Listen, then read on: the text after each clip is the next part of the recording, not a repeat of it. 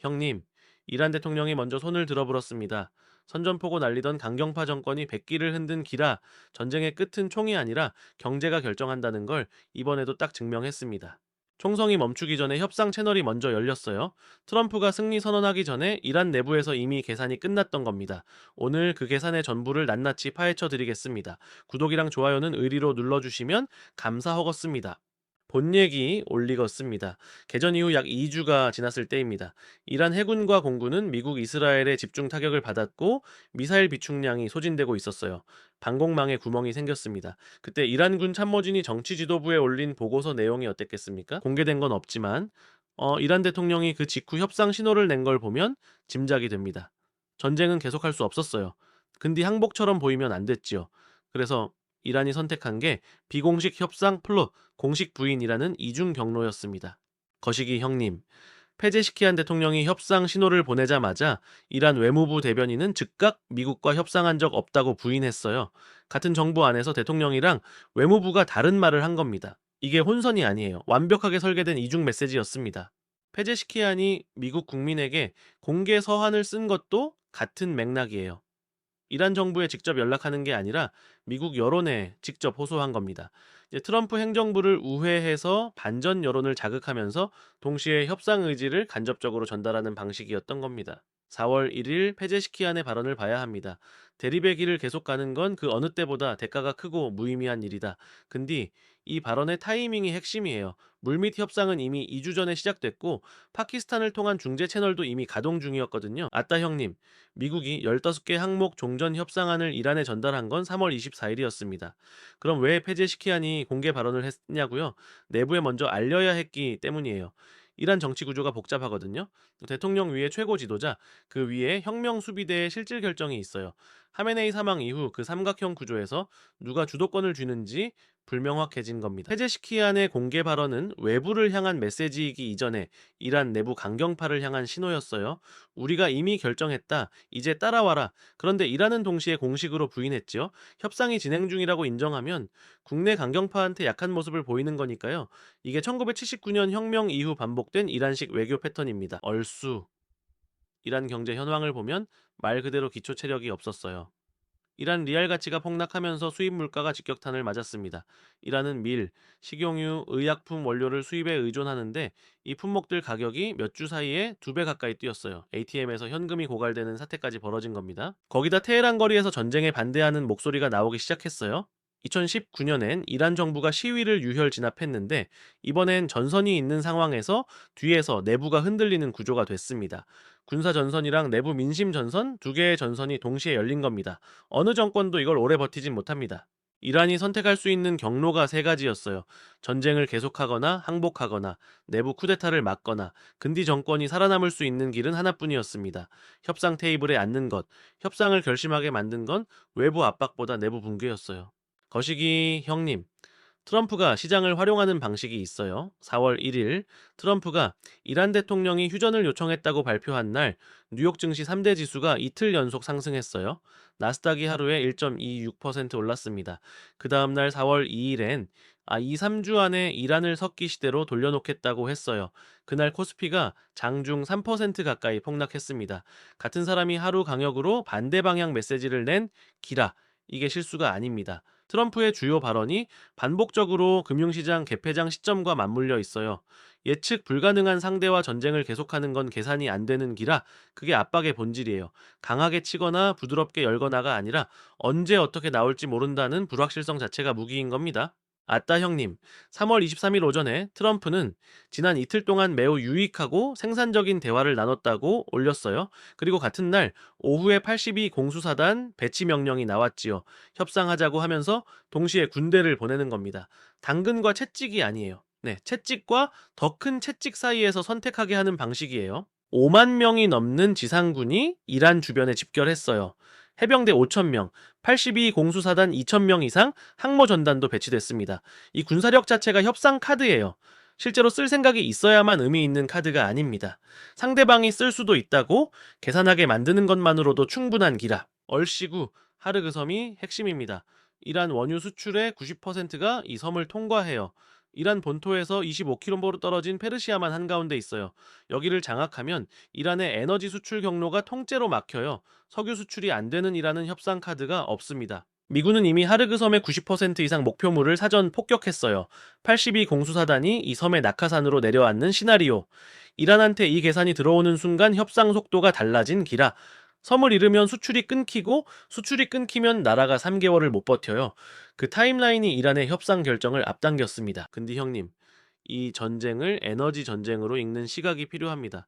호르무즈 해협 통과 원유가 세계 해상 원유 물동량의 약 20%예요. 이 해협을 누가 사실상 통제하냐는 문제는 단순한 군사 문제가 아니에요. 글로벌 에너지 가격 결정권이 어디 있냐의 문제입니다. 중국은 이 문제에 가장 민감한 나라예요. 중국의 하루 원유 수입량이 약 1200만 배럴이고 상당량이 호르무즈를 통과합니다. 그런데 이번 전쟁 이후 뭔가 달라졌어요. 이란 군사력이 약화됐고, 자, 미국이 해협 주변에 실질적인 군사 거점을 만든 기라. 중국이 에너지를 안정적으로 수입하려면 미국과의 관계 설정이 달라질 수밖에 없는 구조가 됐습니다. 아따 형님, 미국이 이 전쟁에서 얻은 건 영토도 자원도 아니에요. 공급망 결정권입니다.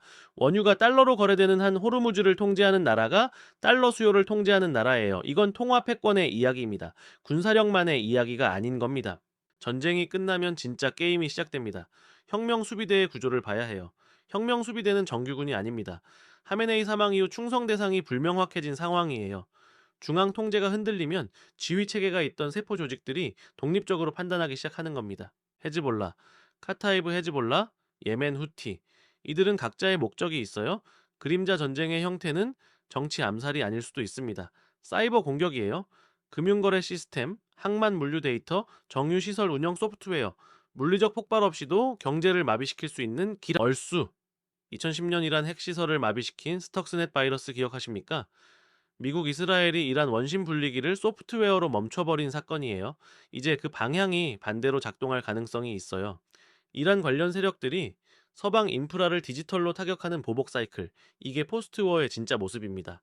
전쟁이 끝났다고 투자 논리가 끝나지 않아요. 사이버 보안, 에너지, 인프라 방어, 통신망 이중화, 포스트워에서 성장하는 산업들이 있습니다.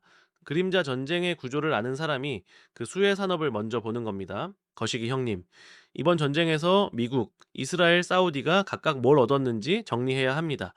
미국은 이란 군사력의 결정적 약화, 호르무즈 통제권 재확인, 하르그섬 주변 작전 능력 실증을 얻었어요. 그리고 협상 테이블에서 이란이 먼저 구걸하는 구도를 만든 겁니다. 이스라엘은 이란의 핵 프로그램과 미사일 전력에 결정적 타격을 가했어요. 사우디아라비아는 이란의 군사적 위협이 약화된 상황에서 지역 패권을 재확인할 기회를 얻었습니다. 이게 빈살만이 전쟁 지속을 트럼프에게 촉구한 이유입니다. 그럼 중국은 뭘 잃었냐고요?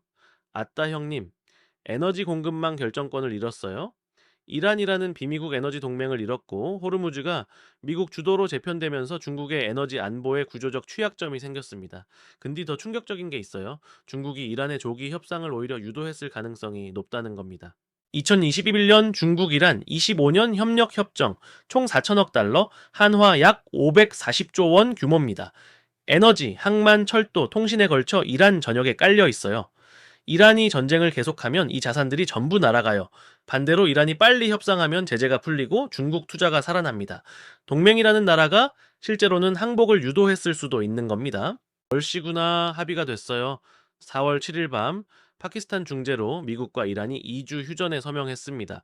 그런데 유조선이 호르무즈로 들어간 지 24시간도 안 돼서 해협이 다시 막혔어요. 왜 이런 일이 벌어졌냐고요? 이스라엘이 레바논에 역대 최대 규모의 공습을 퍼부었거든요. 이란 파르스 통신이 즉각 반응했어요. 이스라엘이 합의 직후 레바논을 쳤다. 이건 미국과 이스라엘이 함께 짠 기만이다. 그러면서 호르무즈 항행을 전면 중단했습니다. 이스라엘 군 대변인은 반박했어요. 레바논은 이번 합의 적용 밖이다. 거기서 전투는 계속된다. 미국이란 양자 합의인데 이스라엘이 합의 범위 밖에서 행동한 겁니다. 거시기 형님, 이란이 해협을 다시 여는 조건으로 내세운 게 3단계 통행 체계입니다. 이란 편 선박은 무료, 중립국 선박은 통행료 납부, 미국 이스라엘 우방국 선박은 차단, 하루 통행 규모를 12척으로 제한하겠다고 했어요. 전쟁 전 하루 130척 이상 지나던 해협이에요. 이란이 허용하겠다는 게 그 10분의 1 수준입니다. 이게 무슨 의미냐고요?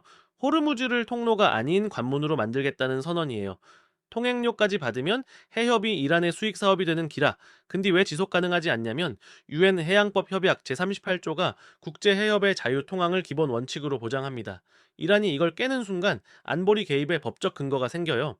4월 11일 이슬라마바드 회담입니다. 벤스 부통령과 이란 협상단이 처음으로 직접 마주 앉는 자리예요. 여기서 나올 수 있는 결과가 세 가지입니다. 협상 진전이면 유가 급락, 교착이면 횡보, 결렬이면 유가 재폭 등 회담 직후 유가 선물이 어떻게 움직이는지가 가장 빠른 실시간 지표입니다. 아따 형님, 협상이 어려운 구조적 이유가 있어요. 미국의 핵심 요구는 검증 가능성입니다. 이란이 핵 농축 중단을 선언해도 그걸 확인하는 방법이 IAEA 완전 사찰이에요. 완전 사찰은 이란이 핵시설에 대한 통제권을 외부에 넘기는 기라, 이란이 가장 꺼리는 조건입니다. 이 전쟁에서 가장 조용하게 충격받은 나라가 어딘지 아십니까? 북한입니다. 이란이 수백 기의 탄도미사일, 호르무즈 봉쇄 카드, 헤즈볼라 후티라는 대리 세력을 가지고 있었는데도 결국 무릎을 꿇었어요. 야, 김정은이 이걸 보면서 뭘 계산하겠습니까? 핵이 있어도 막지 못한 게 아니에요. 핵이 있어도 쓰지 못했기 때문인 기라. 벌수, 마두로, 베네수엘라 대통령 체포 사건도 봐야 합니다. 2026년 미군이 마두로 부부를 뉴욕으로 압송했어요. 경호원들이 무력화됐고 반응할 시간 없이 제압됐습니다. 네, 마두로가 손을 들었을 때 주변에는 아무도 없었어요. 김정은이 이 두 사례에서 읽는 게 뭐냐고요? 오래 버텼다고 끝까지 버티는 게 아니다. 거시기 형님, 트럼프가 한국에 공개적으로 보낸 신호가 있어요. 한국은 호르무즈 문제에서 우리에게 도움이 안 됐다. 그리고 주한미군 규모를 5만 명이라고 언급했는데 실제 주한미군은 28.500명입니다. 5만 명은 과장이에요. 근데 이 과장이 실수가 아닐 수 있어요. 숫자를 키우면 청구서도 커지거든요. 방위비 분담금 협상의 레버가 만들어지는 겁니다. 한국의 카드는 방산 수출입니다. KF-21, 현무 계열, K9, 자주포. 이 무기들이 미국 동맹 체계 안에서 한국의 기여를 숫자로 보여주는 방식이에요. 현금 방위비보다 기술 산업 기여로 동맹 가치를 구성하는 전략. 이게 지금 한국 방산 정책이 가야 할 방향입니다. 정리하면 이 전쟁이 남긴 교훈은 하나입니다. 경제는 결국 흐름을 먼저 읽는 사람이 살아남는 게임이에요. 육아 방향, 중동 재건 수요, 방산 수출 모멘텀, 방위비, 협상 타임라인. 이 변수들이 연결된 하나의 흐름입니다. 4월 11일 이슬라마바드 회담 이후 첫 48시간의 육아 움직임을 놓치지 마십시오. 구독과 좋아요는 의리로 눌러주시기 바랍니다. 형님, 간만에 머리 아픈 이야기 들으셨으니 편히 쉬십시오.